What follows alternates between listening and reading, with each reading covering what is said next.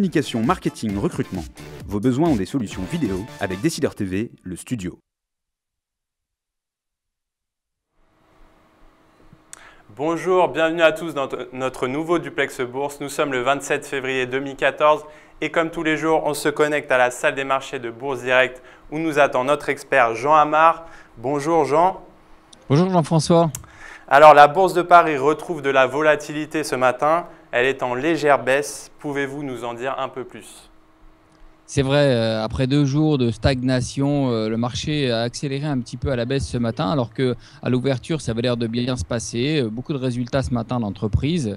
En se renseignant, on a appris qu'il y avait des tensions entre l'Ukraine et la Russie concernant la Crimée. Alors des hommes armés auraient pris position tôt ce matin,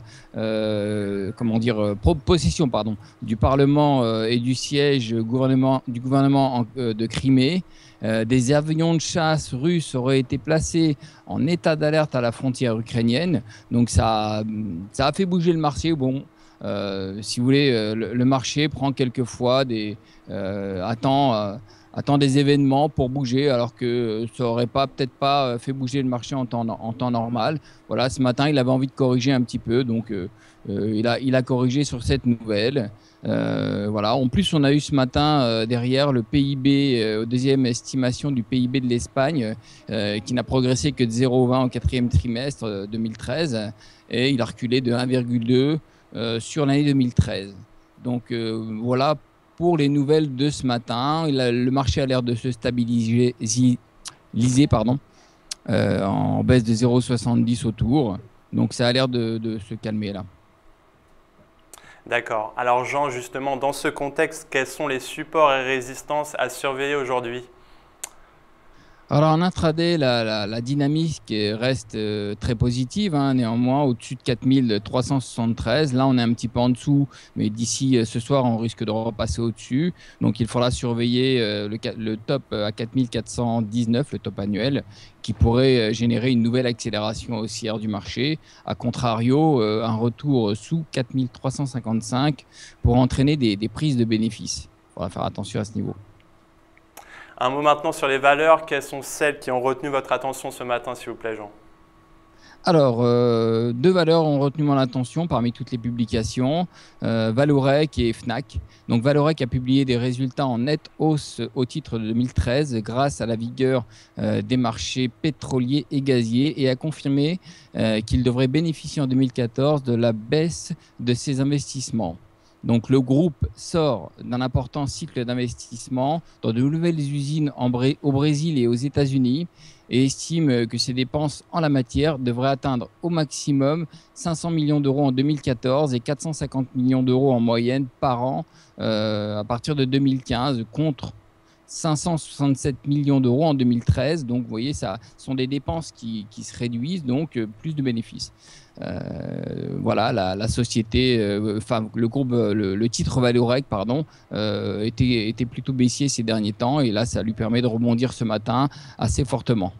Et donc, la Fnac, qui a fait son entrée en bourse en juin 2013 à 22 €, a renoué avec les bénéfices en 2013.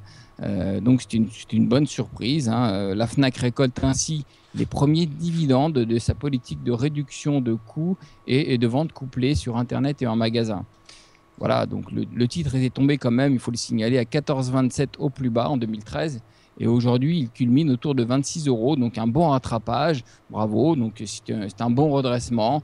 Voilà, ils étaient en grande difficulté et là, ça se reprend assez bien. Donc un titre à suivre quand même, parce que c'est quand même un bon parcours qu'il faut saluer.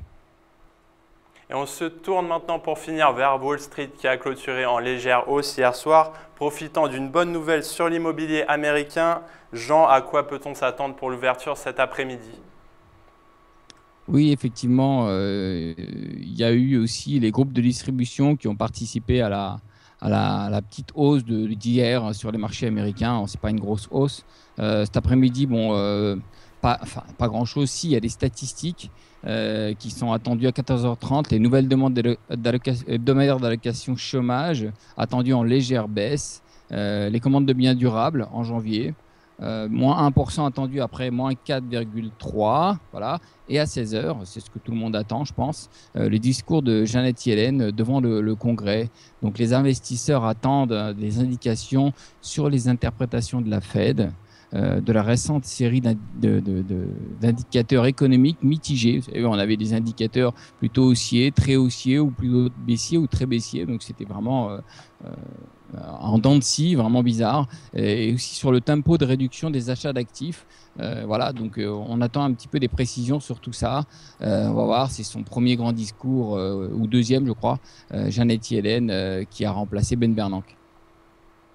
Voilà. Ok. Eh bien, merci Jean pour cet éclairage. On se retrouve demain pour un nouveau Duplex Bourse. En attendant, je vous souhaite une très bonne séance à tous et à demain.